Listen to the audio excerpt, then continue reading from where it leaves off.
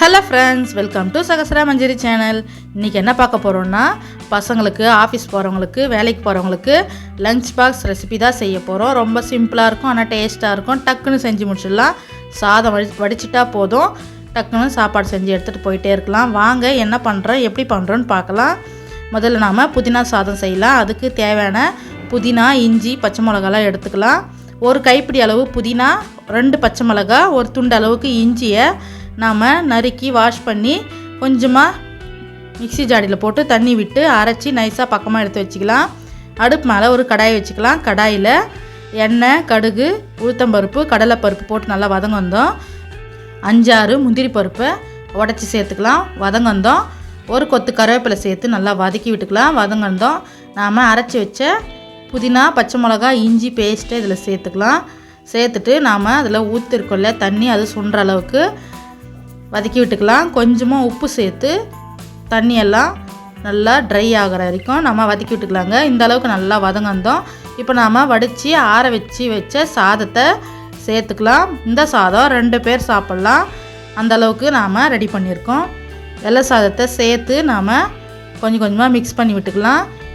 உப்பு பத்தலைனா கொஞ்சமாக உப்பு போட்டு மிக்ஸ் பண்ணி இறக்கினா சூப்பரான டேஸ்ட்டில் 10 நிமிஷத்தில் புதினா சாதம் ரெடி ஆகிடும். டக்குன்னு செஞ்சு பசங்களுக்கு ஆஃபீஸ்க்கெல்லாம் கொடுத்து அனுப்பலாம்.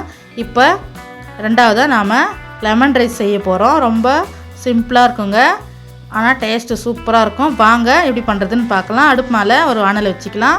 வானலில் 3 ஸ்பூன் எண்ணெய், கடுகு, உளுத்தம்பருப்பு, கடலைப்பருப்பு, ஒரு கைப்பிடி அளவுக்கு வேர்க்கடலை சேர்த்துக்கலாம். வேர்க்கடலை டேஸ்ட்டு சூப்பராக இருக்குங்க. போட்டு நல்லா பொன்னிறமாக வதக்கி விட்டுக்கலாம். காரத்துக்கு ஏற்ப நம்ம 2-3 காஞ்ச மிளகாவை கிள்ளி வதக்கி விட்டுக்கலாம். கூடவே ஒரு கொத்து கருவேப்பிலை சேர்த்து வதக்கி விட்டுக்கலாங்க. கருவேப்பிலை பொரிஞ்சதும் இதில் நாம் எலுமிச்சை பழம் சாறு சேர்த்துக்கலாம்.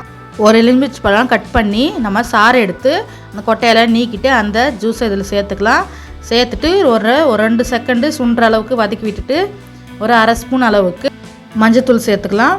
கூடவே கொஞ்சமாக உப்பு சேர்த்துக்கலாங்க. உப்பு சேர்த்து நல்லா வதக்கி விட்டதும் இப்போ நாம் வடித்து ஆற வச்ச வெள்ளை சாதம் சேர்த்துக்கலாம். சேர்த்துட்டு நாம் மிக்ஸ் பண்ணி விட்டுக்கலாம். இதுவும் 2 ஆள் சாப்பிட்ற அளவுக்கு இருக்குங்க. ஒரு லெமன் பிழிஞ்சிருக்கேன். 2 ஆள் இல்லை 3 ஆள் கூட சாப்பிட்லாம், கரெக்டாக இருக்கும். நல்லா உப்பு பத்தலைனா கொஞ்சம் உப்பு போட்டு வதக்கி சுருள வதக்கி இறக்குனா சூப்பரான டேஸ்ட்டில் லெமன் ரைஸ் ரெடி ஆகிடும். இப்போ வாங்க நாம் சூப்பரான டேஸ்ட்டில் பீட்ரூட் ரைஸ் எப்படி பண்ணுறதுன்னு பார்க்கலாம். அடுப்பு மேலே ஒரு கடாயை வச்சுக்கலாம். கடாயில் கொஞ்சமாக எண்ணெய், கடுகு, உளுத்தம்பருப்பு, கடலைப்பருப்பு சேர்த்து நல்லா பொரிய விட்டுக்கலாம். பொரிஞ்சதும் இதில் 4-5 காஞ்ச மிளகா கிள்ளி காரத்துக்காக சேர்த்துக்கலாம்.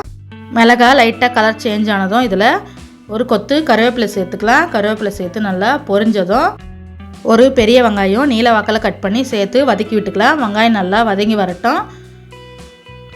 வெங்காயம் நல்லா வதங்கந்தோம். 4-5 பல் பூண்டை தட்டி சேர்த்துக்கலாம். ஒன்றும் பாதிமாக இடித்து சேர்த்துக்கலாம். அப்போ தான் டேஸ்ட்டு சூப்பராக இருக்கும். இப்போது நாம் துருவி வச்ச பீட்ரூட்டை சேர்த்துக்கலாம்.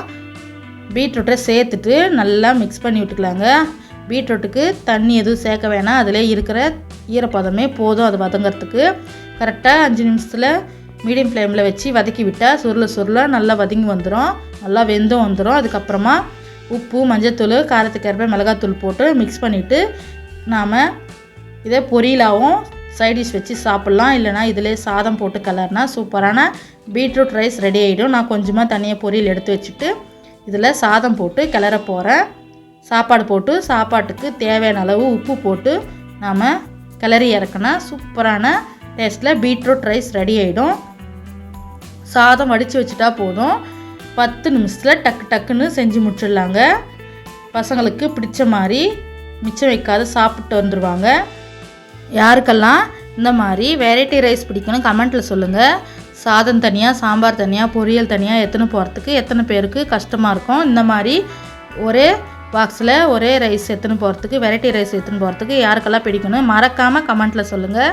எனக்கு ரொம்ப பிடிக்குங்க, பசங்களும் விருப்பமாக சாப்பிட்ருவாங்க. பீட்ரூட் ரைஸு, புதினா ரைஸு, லெமன் ரைஸு பிடிச்சிருந்தா நம்ம சேனலை மறக்காமல் சப்ஸ்கிரைப் பண்ணிவிட்டு பெல் ஐக்கானை கிளிக் பண்ணிவிட்டு பாருங்கள். அப்போ தான் வீடியோ நோட்டிஃபிகேஷன் வரும், மிஸ் பண்ணாத பார்ப்பீங்க. பாருங்கள், சூப்பரான டேஸ்ட்டில் புதினா ரைஸும் லெமன் ரைஸும் பீட்ரூட் ரைஸும் ரெடி ஆயிடுச்சு. டக்குன்னு செஞ்சு முடிச்சிடலாம். சாப்பாடு வடிச்சிட்டா போதும். காலையில் என்னடா செய்கிறது, பசங்களுக்கு என்ன செஞ்சு கொடுத்து அனுப்புறது, ஆஃபீஸ்க்கு என்ன செஞ்சு கொடுத்து அனுப்புறதுன்னு யோசிக்கிறீங்களா? கண்டிப்பாக மிஸ் பண்ணாத ட்ரை பண்ணி பாருங்கள். டக்குன்னு செஞ்சு முடிச்சிடலாம். அடுத்த ஒரு சமையல் வீடியோவோட சந்திக்கிறேன். அது வரைக்கும் டாட்டாங்க.